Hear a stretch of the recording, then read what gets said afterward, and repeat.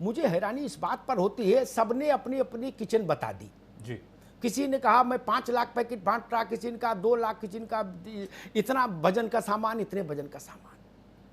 जब सब बांट रहे हो और कुछ 100-200 करोड़ आदमी तो आया नहीं पैदल, और मैंने तो पूरा देश प्रदेश की बात नहीं करता, मैंने NH 24 पर देखा, मैं मजदूरों से मिला, मैंने पूछा भाई कुछ खाए हो, किसी ने कहा 2 दिन से नहीं खाया, किसी ने कहा 3 दिन से नहीं खाया।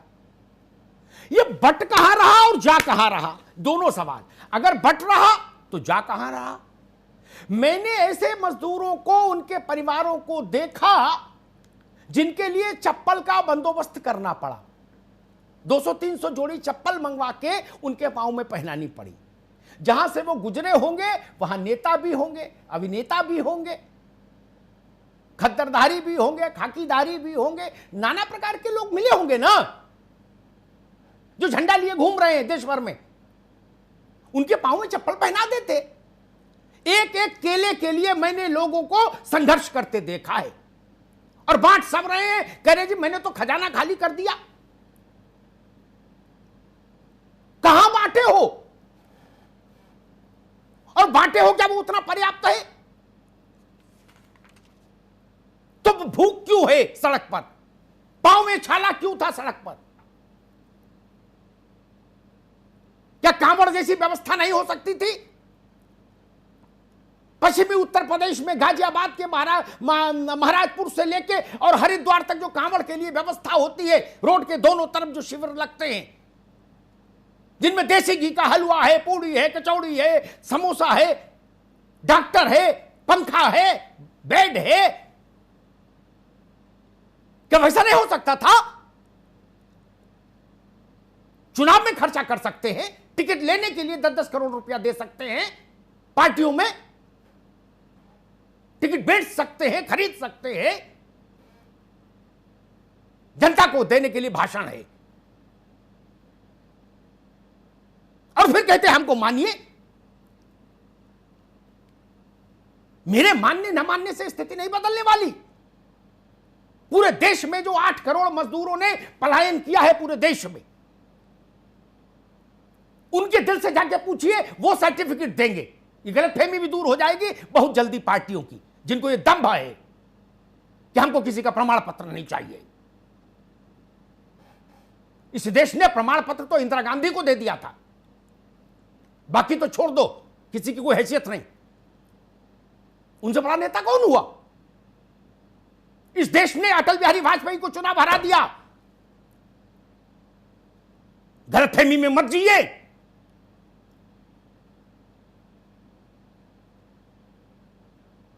अपने गढ़ में इसी गरीब आदमी ने, जिस पार्टी को अनुराग रिप्रेजेंट करते हैं, उस परिवार की बहू को नहीं हरा दिया क्या चुनाव? ननकू और रज्जाक बोलता नहीं है लेकिन समझता है। इस गलतफहमी मत जियो कि ना ना ना जी हम तो सर्वज्ञ हैं, जो कह दिया वही फाइनल। ये राजतंत्र है क्या? ऐसी गलतफहमी किसी को नहीं होनी चाहिए। मैं फिर अपनी बात पर टिका हूं। बीच लड़ाई में यह कहना अनर्थकारी है कि जो प्रक्रिया अभी तक आपने अपनाई दवा की वो गलत थी, फेल हो गई। किसी मरीज से आप ये कह दो कि तुमने 1 महीना जो दवा खाई वो बेकार हो गई, वो तो सदमे में मर जाएगा। सांत्वना देने की भी कोई बात होती है, मनोबल रखने की भी कोई बात होती है। और विज्ञान के आधार पर कहूं तो आप अगर अपनी रोग प्रतिरोधक क्षमता बनाए रखना चाहते हैं तो भी आपका मनोबल ऊंचा रहेगा, तो रोग प्रतिरोधक क्षमता रहेगी। अन्यथा दुनिया की कोई दवा आपको रोग प्रतिरोधक क्षमता नहीं दे सकती। चाहे गिलो 5 लीटर गिलो पी लो और दिन भर कच्ची हल्दी खाओ, उससे कुछ नहीं होगा। ये बाबा जी के टोटके हैं, ये जब तक असर करेंगे, कौन जीता है तेरी जुल्फ के सर होने तक, खाक हो जाएंगे हम तुझको खबर होने तक। ये गिलो, ये हल्दी, ये कपूर, ये फल लहसुन, ये 10 साल खाओगे तब जाके प्रतिरोधक क्षमता बनेगी। कोरोना तो कर देगा तब तक आपका पूरा हिसाब। तो गरीब मुल्क का मनोबल भी तोड़ेंगे। और एक आखिरी बात कह के बात समाप्त करूंगा जी। जो लोग ये कहते हैं कि अमेरिका इतना पैसा दे रहा अपने नागरिक को, इटली इतना दे रहा।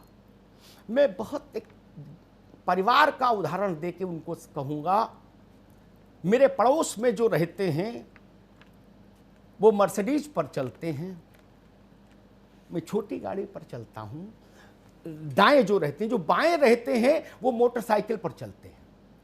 तीनों की स्थिति, जिसकी जेब जितनी है उतना ही करेगा।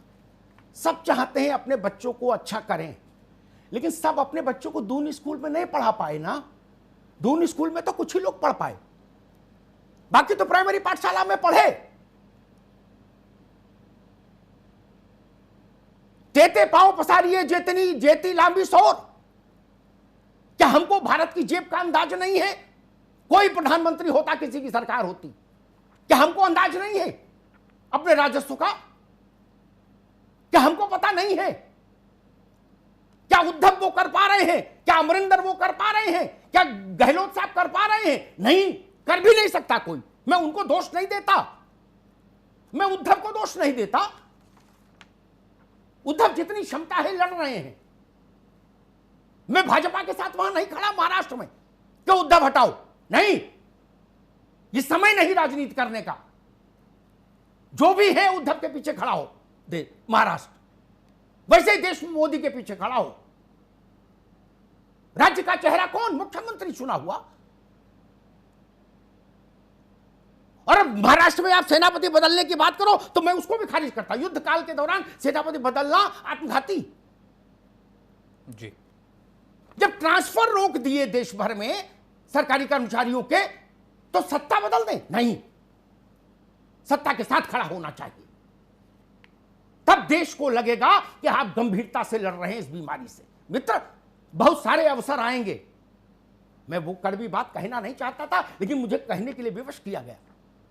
इस देश की शक्ति को कमजोर मत आकिए। इंदिरा गांधी को रायबरेली से हरा के भेजा था, अटल बिहारी वाजपेयी को हरा के भेजा था। बस इतना ध्यान रखिए। धन्यवाद।